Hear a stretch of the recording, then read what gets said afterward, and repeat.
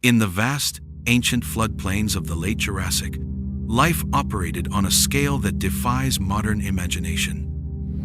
This was a world ruled by giants, an arena of survival where evolution's greatest experiments in size and power played out daily. But in any ecosystem, there can be only one true apex.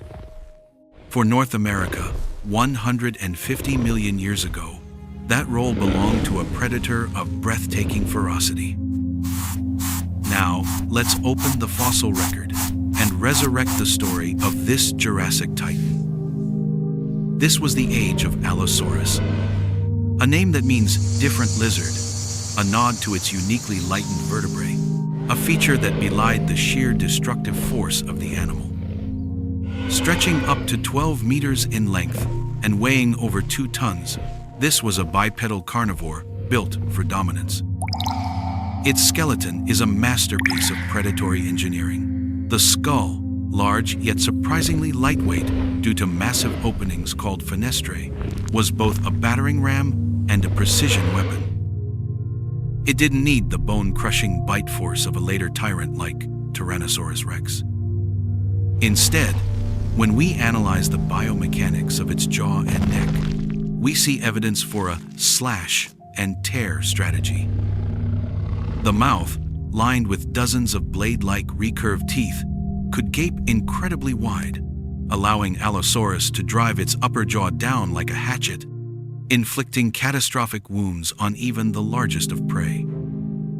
The fossil record of the Morrison Formation, a vast expanse of sedimentary rock stretching across the western United States, is littered with its remains. So numerous are they that some quarries, like the Cleveland Lloyd Dinosaur Quarry in Utah, have been interpreted as potential predator traps, where dozens of these animals perished over time. This abundance tells us a crucial ecological truth. Allosaurus was not a rare monster lurking in the shadows. It was a keystone species, a fundamental pillar of its environment, shaping the evolution of every creature it hunted, from the armored stegosaurus to the juvenile long-necked sauropods.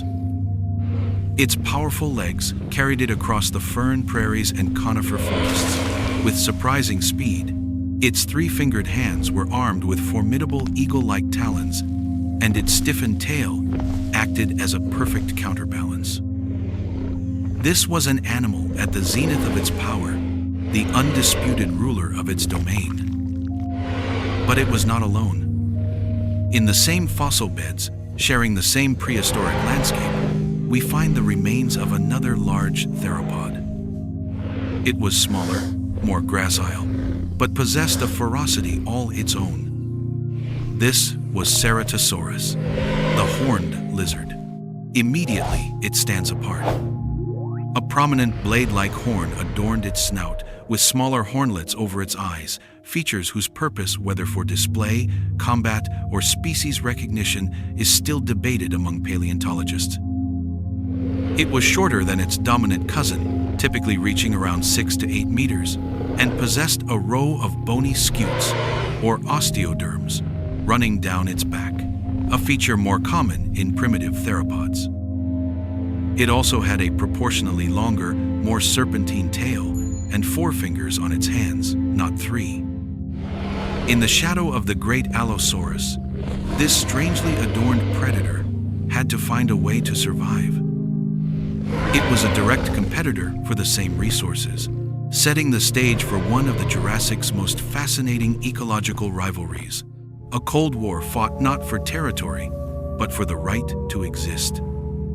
The immediate question this ecological arrangement poses is one of fundamental survival. How could 2 large, carnivorous theropods occupy the same habitat without one inevitably driving the other to extinction?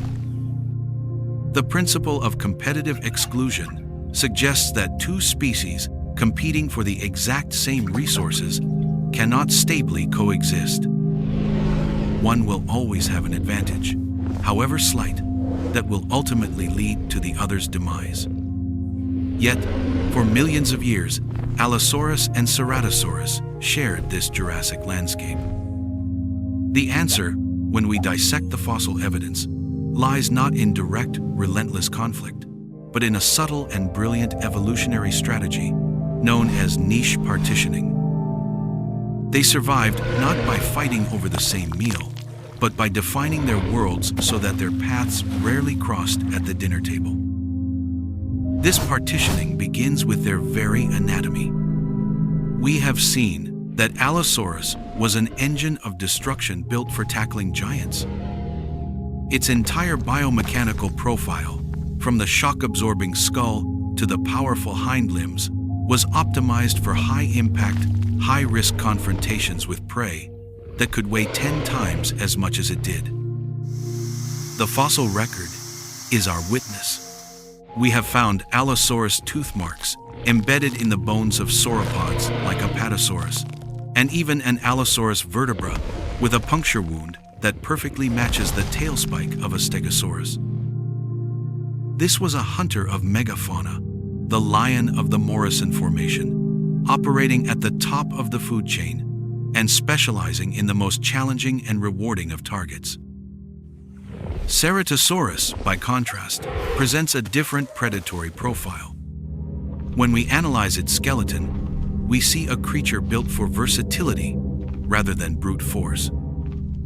Its body was more slender, its vertebrae suggesting greater flexibility through its torso and tail. That long, serpentine tail, in particular, points to an animal capable of greater agility and perhaps even adept swimming, a crucial advantage in the river-laced environment of the Jurassic. Its teeth, while formidable, were proportionally longer and narrower than those of Allosaurus, better suited for gripping and slicing smaller, less armored prey. These were not the tools for hacking through the thick hide of a mature sauropod. These were the precision instruments of a different kind of hunter. This anatomical divergence paints a vivid picture of their respective ecological roles.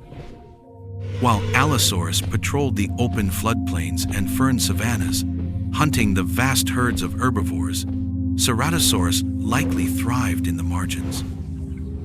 We can theorize that it was a specialist of the denser, more complex habitats, the woodlands, riverbanks, and wetlands.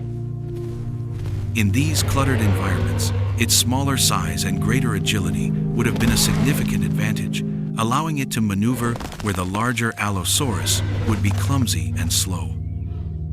Its prey would have been different too. Instead of adult sauropods, it would have targeted the fleet-footed ornithopods like Dryosaurus and Camptosaurus, juvenile dinosaurs of all species, and perhaps the abundant aquatic life. Fossil discoveries of lungfish and crocodiles in the same deposits suggest a rich food source was available for a predator adapted to a semi-aquatic hunting ground. The distinctive horn on its snout, once thought to be a weapon, was likely too fragile for combat and is now largely considered a display structure used for intimidating rivals or attracting mates, a social signal for a predator that may have spent much of its time in visually obstructed environments. The evidence for this niche separation is subtle, etched into the rock itself. It's a story told by the distribution of fossils.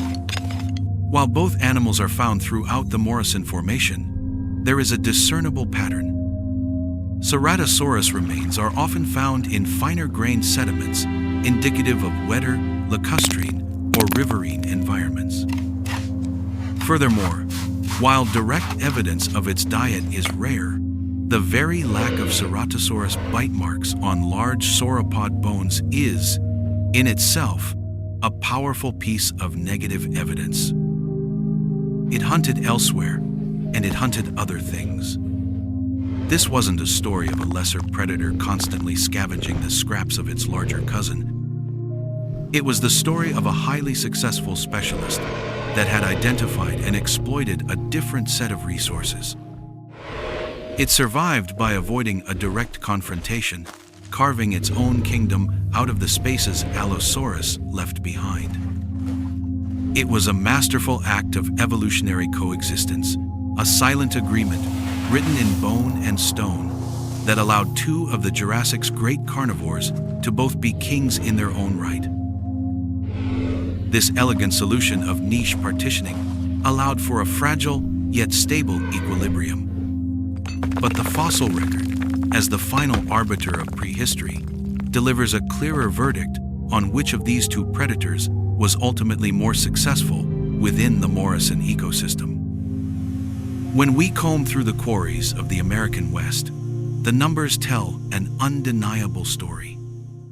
For every one Ceratosaurus skeleton discovered, paleontologists unearth the remains of dozens of Allosaurus. This stark disparity in population density confirms that Allosaurus was the undisputed dominant carnivore of its time and place. Its strategy of targeting the largest and most abundant herbivores was a resounding success, supporting a far larger and more widespread population. Ceratosaurus, while a successful specialist, was always the rarer animal, a secondary predator living in the vast shadow cast by its larger cousin. Their paths, however, must have occasionally crossed. In times of drought, when watering holes shrank and prey became concentrated, these two hunters would have inevitably come face to face. In such a scenario, the size difference would have been the deciding factor. A lone Ceratosaurus would have almost certainly yielded a kill to an adult Allosaurus.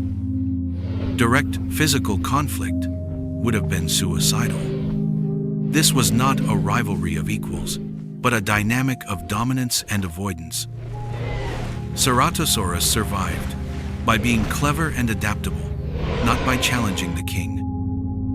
Its unique anatomical features, from the nasal horn to the dorsal scutes, were likely vital in signaling to its own kind and perhaps in intimidating smaller predators, but they offered no defense against the sheer power of the ecosystem's apex.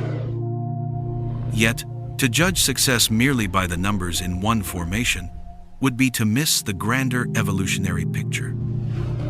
As the Jurassic gave way to the Cretaceous, the world changed, and the reign of the Allosaurs in North America eventually came to an end. Is less than #0.7#.